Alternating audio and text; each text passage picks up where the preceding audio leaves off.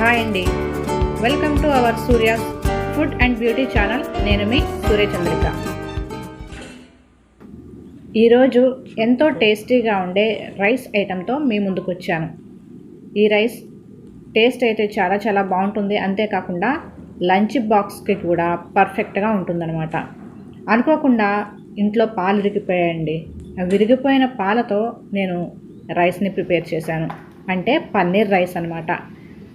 మరి ఈ పన్నీర్ రైస్ని మనం ఎలా ప్రిపేర్ చేసుకోవాలో తెలుసుకునే ముందు ఫస్ట్ టైం కనుక ఎవరైనా మన ఛానల్ని చూస్తున్నట్లయితే మన ఛానల్ని సబ్స్క్రైబ్ చేసుకోండి. అలానే పక్కనున్న బెల్ ఐకాన్ కనుక క్లిక్ చేశారంటే నేను వీడియోస్ పోస్ట్ చేసిన వెంటనే నేను వచ్చేసానంటున్న వీడియోస్ మిమ్మల్ని పలకరించేస్తాయి. మరి ఆలస్యం చేయకుండా ఈ రైస్ని ఎలా ప్రిపేర్ చేసుకోవాలో చూద్దాము.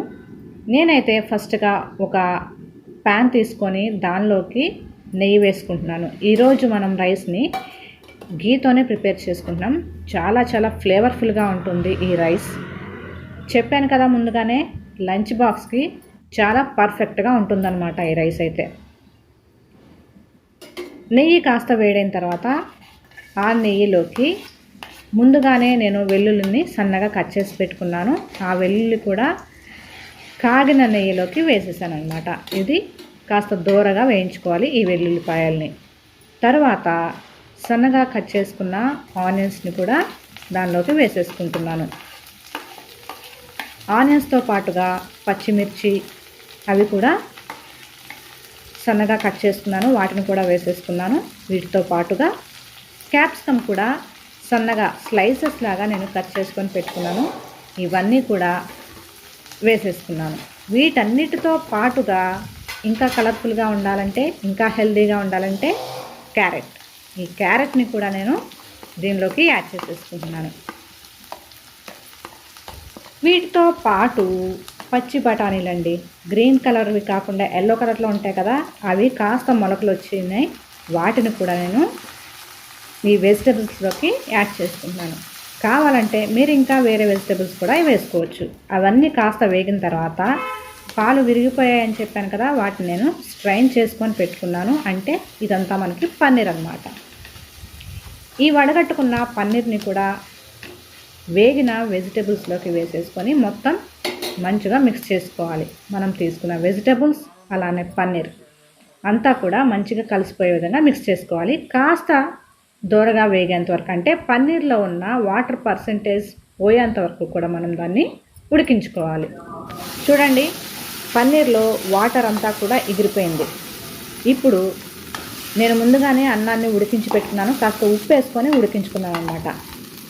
ఈ బాయిల్ చేసుకున్న రైస్ని కూడా పన్నీర్ వెజిటేబుల్స్ మిశ్రమంలోకి వేసేసుకుంటున్నాను అన్నమాట.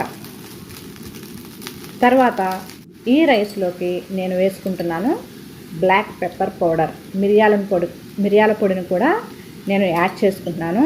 దాదాపు 1.5 స్పూన్ వరకు వేసుకుంటున్నానండి.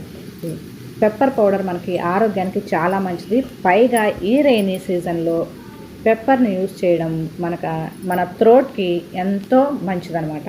దీంతోపాటు మన టేస్ట్కి సరిపడా ఉప్పు, ఆల్రెడీ నేను అన్నంలో ఉప్పు వేసుకొని ఉడికించుకున్నాను కదా, అందుకే కాస్త లైట్గా ఉప్పును వేసుకున్నాను, సాల్ట్ వేసుకొని మొత్తం మనం తీసుకున్న వెజిటబుల్స్, పన్నీర్, రైస్ అంతా కూడా మంచిగా కలిసిపోయే విధంగా ఇలా కలిపేసుకొని